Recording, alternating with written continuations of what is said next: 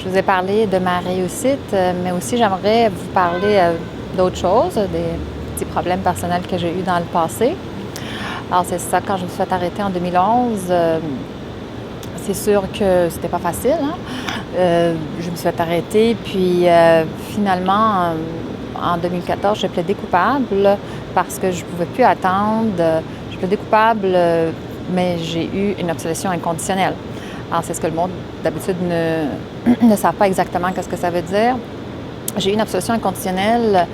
Une absolution inconditionnelle, c'est quand vous n'avez pas de dossier criminel. C'est comme presque non coupable.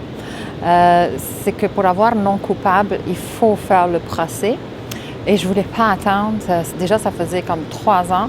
Il fallait encore que j'attende pour faire un procès. Puisque ça prenait trop de temps, je voulais juste tourner la page et en finir. Et là, je dis à mon avocat, je veux vraiment juste en finir. Il me dit, bien, pour en finir, t'as pas le choix, il faut plaider coupable. Et le procureur de la Couronne, il a suggéré une absolution inconditionnelle. Alors, on parle d'absolution inconditionnelle, c'est que c'est comme si le juge, dans d'autres mots, il pardonne, c'est comme non coupable, mais il ne peut pas dire non coupable parce que non coupable, il faut avoir un procès. Alors, c'est ça, une absolution inconditionnelle. Pas de casier judiciaire. À quelqu'un qui chauffe une auto à l'alcool au volant, il y a un casier judiciaire. Moi, j'en ai pas. Alors, c'est vraiment... c'est ça.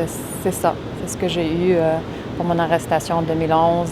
C'est sûr que dans les journaux, ils écrivent plein de choses, mais c'est l'absolution inconditionnelle, ça prouve que c'était pas nécessairement pire que l'alcool au volant.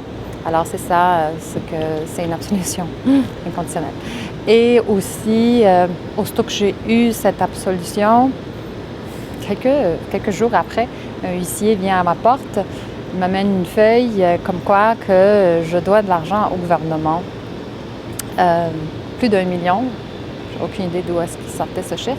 Mais pour faire une histoire longue, courte, ça aussi, out of nowhere, aussitôt que j'ai eu mon absolution inconditionnelle, quelques jours après, c'est comme si on vient sortir la tête de l'eau, puis quelqu'un vient de remettre la tête dans l'eau. C'est comme si quelqu'un t'essaie de te noyer, là, comme si tu viens de sortir, tu as une absolution, tu es contente, puis là, il vient ouf avec une affaire un papier comme quoi que je dois plus d'1 million au gouvernement en taxes. J'ai toujours payé mes taxes, j'ai toujours payé tout.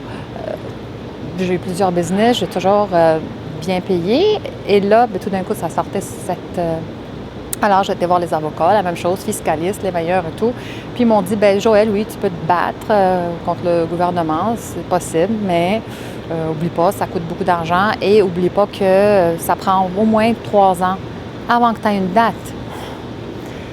On est en 2014, je n'allais pas attendre en 2017 pour avoir une date. Puis là, j'ai dit, ben c'est quoi que je fais? Il dit, ben tu peux rien faire autre qu'une proposition, puis s'il n'accepte pas la proposition, mais ça tombe en faillite.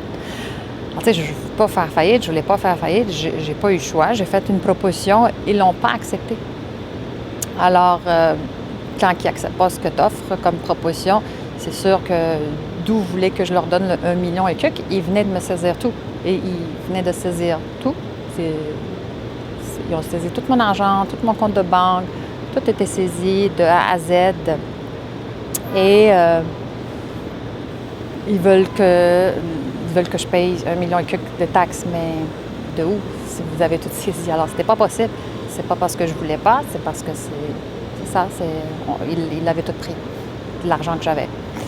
Alors là, ben, j'ai pas eu le choix. J'ai fait la proposition puisqu'ils l'ont refusé, ça a tombé en faillite. Mais là, je suis libérée de la faillite. Et je suis libérée et puisque tout est fini, c'est mon passé, c'est comme un cauchemar qui est rendu très loin. Puis on a tourné la page, j'ai tout oublié et voilà, maintenant je vends 2-3 par semaine, 2-3 propriétés et c'est tout ce qui compte. Le passé, c'est du passé. Ce qui compte, c'est le présent et bien sûr le futur.